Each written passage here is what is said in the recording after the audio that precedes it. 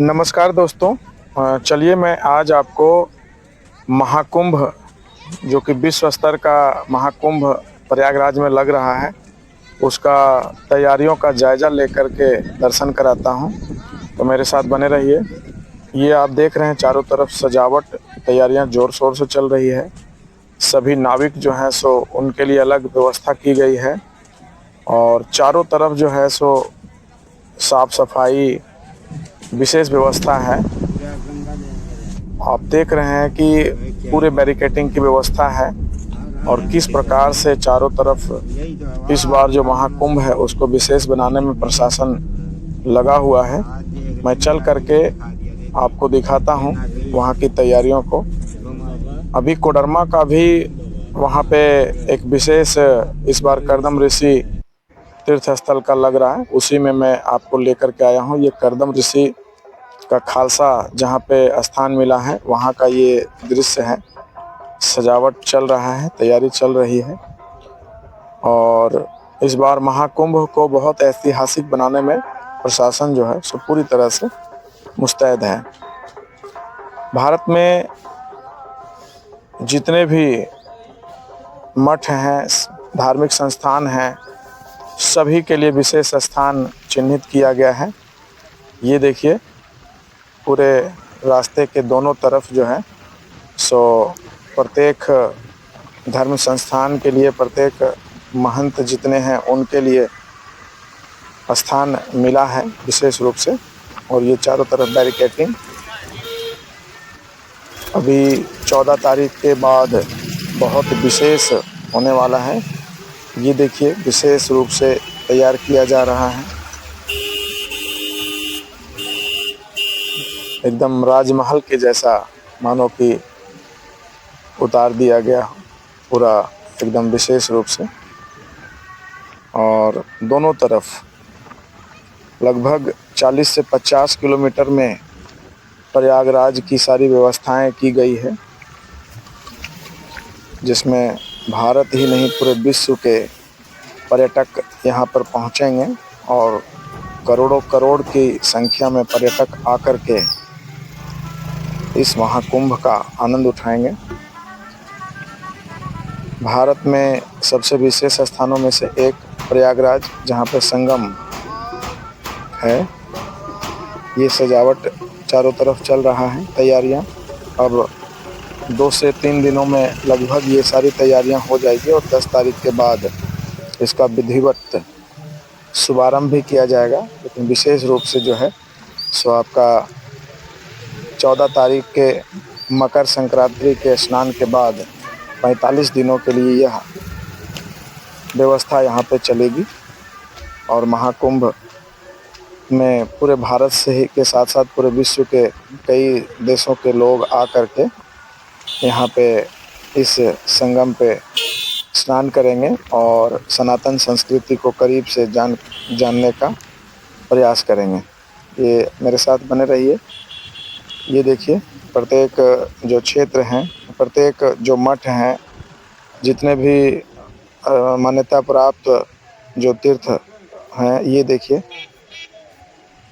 चारों तरफ चल रहा है तैयारी। आगे बढ़ते हुए मैं आप सभी को दिखाने का प्रयास कर रहा हूँ।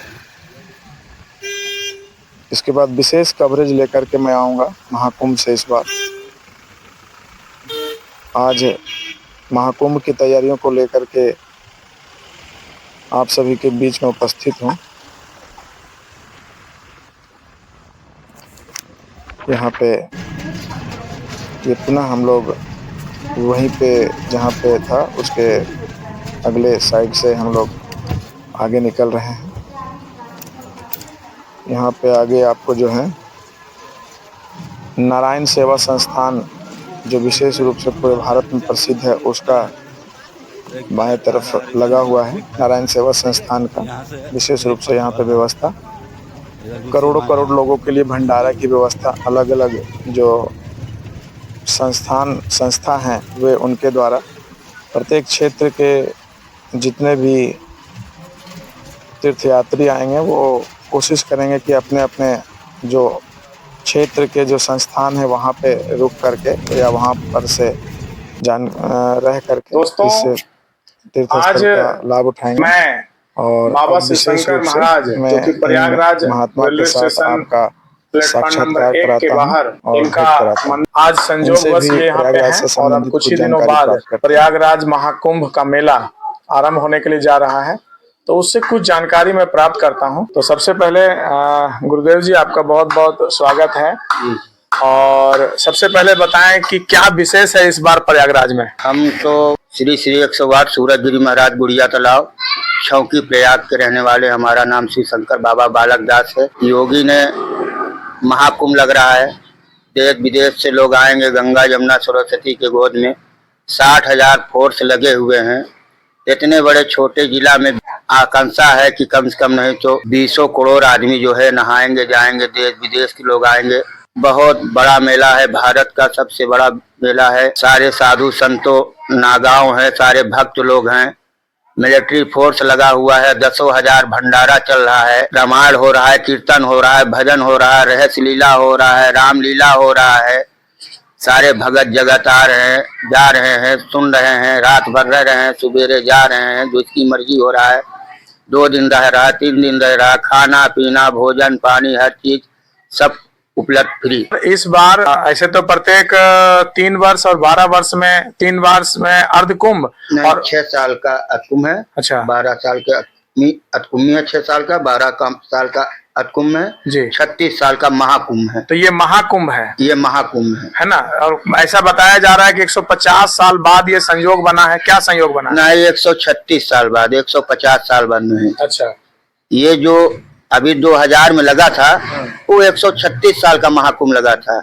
आनी साल का एक कलश बनता है, तो 6 साल जैसे माघ मेला हर साल लगता है, वैसे 6 साल होते हैं, तो 6 साल जब बीतते हैं तो एक कलश बनता है, तो अतकुंभी तैयार होती है। ऐसे जस्ट डबल जब होता है तो 12 साल का अतकुंभ होता है। जब 12 तिहाई 36 होता है तो 36 साल का मेला लगता है। आप इस क्षेत्र विशेष करके कोडरमा और इसके आसपास क्षेत्रों में लगातार आते रहते हैं जी, तो इस क्षेत्र में कोई विशेष आकर्षण है क्या आपका? क्या कारण है जो इस क्षेत्र को आपने चुना है? इस क्षेत्र को मैं इसलिए सुना है, अच्छा लगता है, भाव है और सब मानते हैं, मर्यादा में रहते हैं।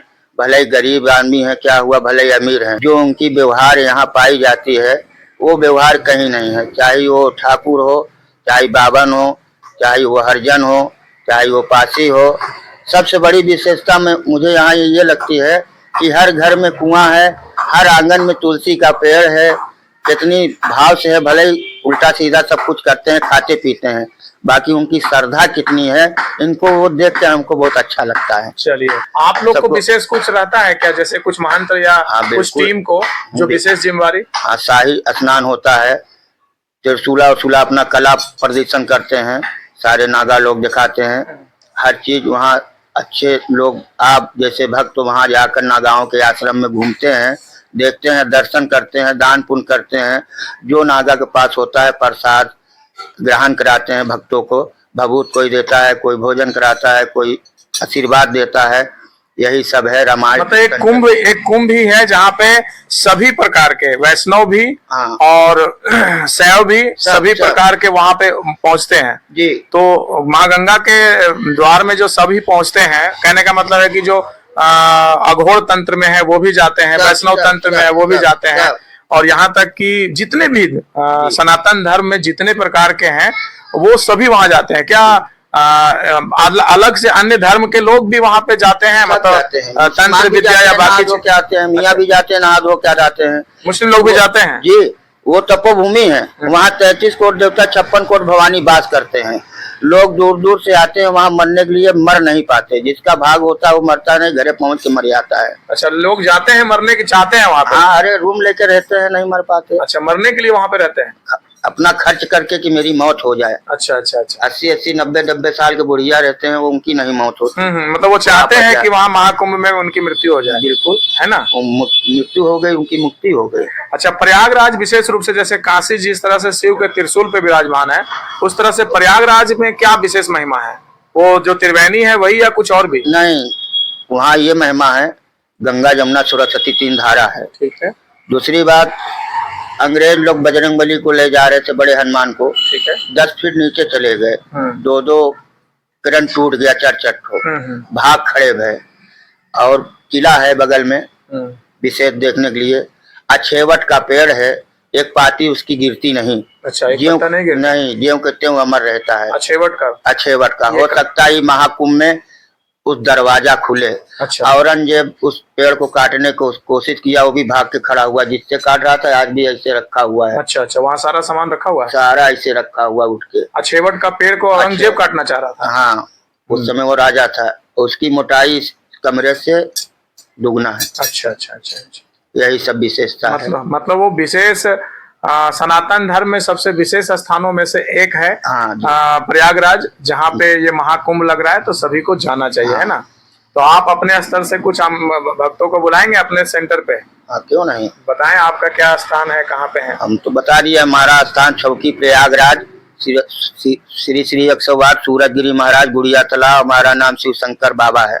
हम तो सभी को चिल्ला कह रहे हैं कि आइए, आप लोग को भाग हो, मेला घूम लीजिए। नहीं, ऐसा मेला देखने को नहीं मिलेगा। देखे नहीं होगे, देख लीजिए। कुटुंब परिवार खा जाते हैं 2-4 हजार 5 हजार रुपया, 1000-2000 खर्चा होगा। कौन सी ज्यादा दूरी है, 800 किलोमीटर है। बिल्कुल, हम वहाँ से आ सकते हैं, तो क्या आप नहीं आ सकते? जी जी जी।